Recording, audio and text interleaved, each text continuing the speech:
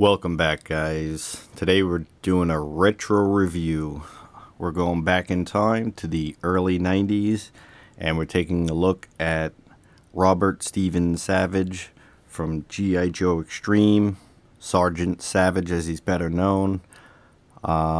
This is a figure that came out, I want to say, about 1993 or 94 at the latest.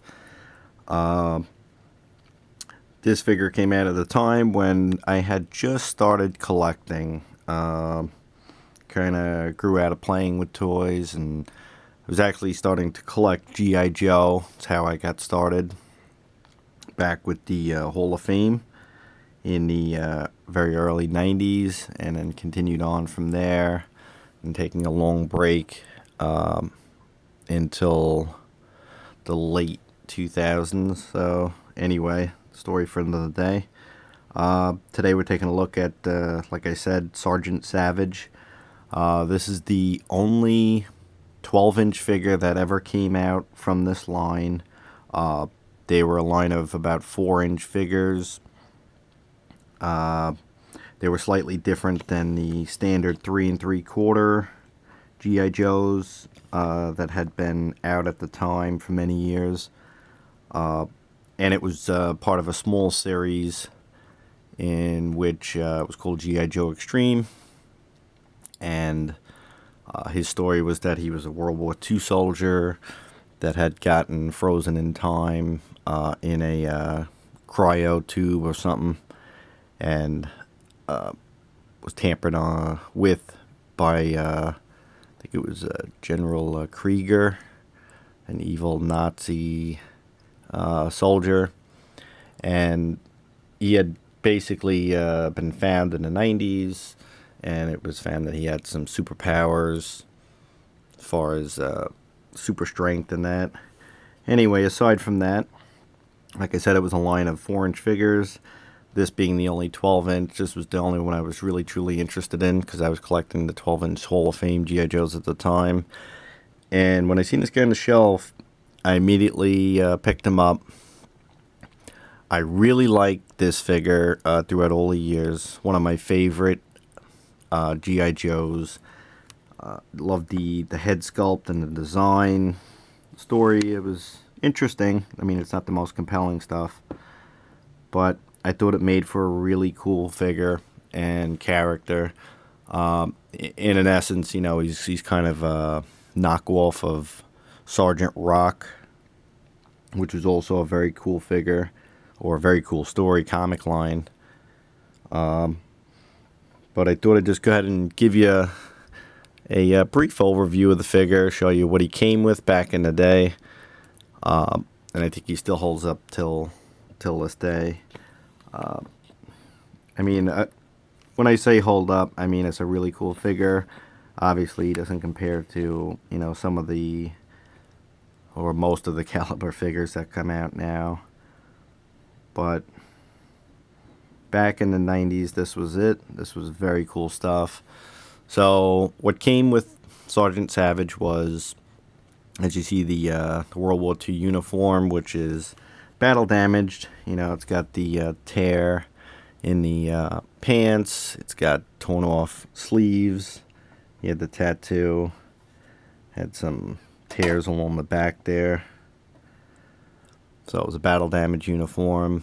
And you got the shovel, 4 grenades, a knife, a pistol. Accuracy wasn't the most important thing back then.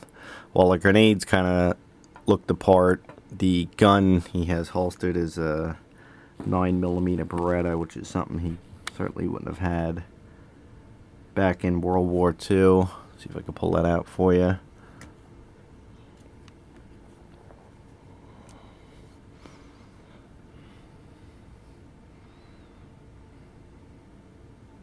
A lot of, you know, reused parts from the Hall of Fame were used for this particular figure.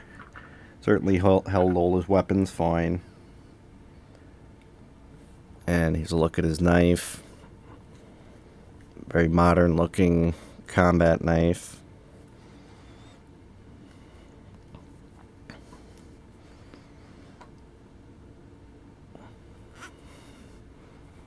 Aside from that, the bandolier of bullets. You also come with a World War II style helmet with the sergeant's rank on it. So all pretty decent accessories back in the 90s. And then his main gimmicky weapon was this machine gun. This modern looking M60-ish or saw looking machine gun. Very bulky and cheesy looking. And it does have an action feature. So what you would do is you would pump this, and then you pull back the handle,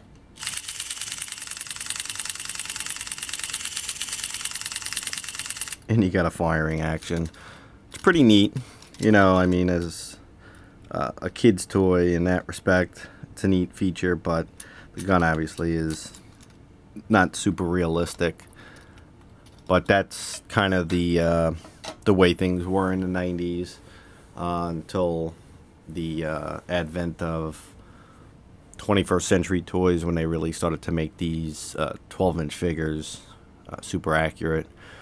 But aside from that, like I said, this has been one of my favorite G.I. Joe figures throughout the years. I always liked the head sculpt.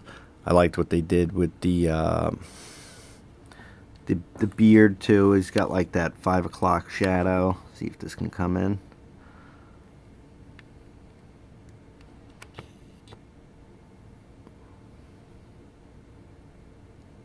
Yeah, he's got that scruffy beard.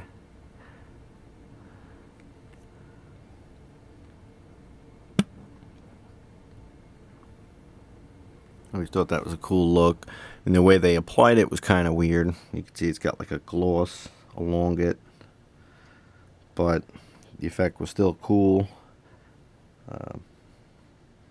But aside from that, that's it, guys. That's just a quick look at a retro review Sergeant Savage.